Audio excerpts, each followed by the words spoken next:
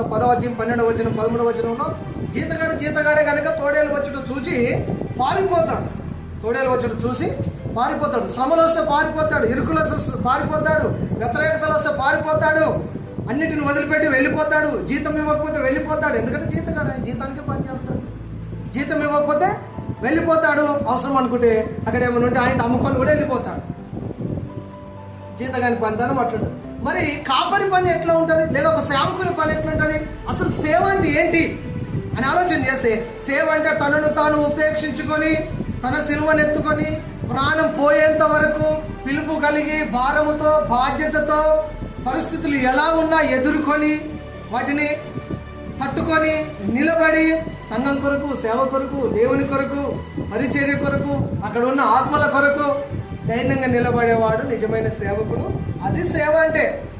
లూకా సువార్త 9వ అధ్యాయం 23వ వచనం ప్రకారంగా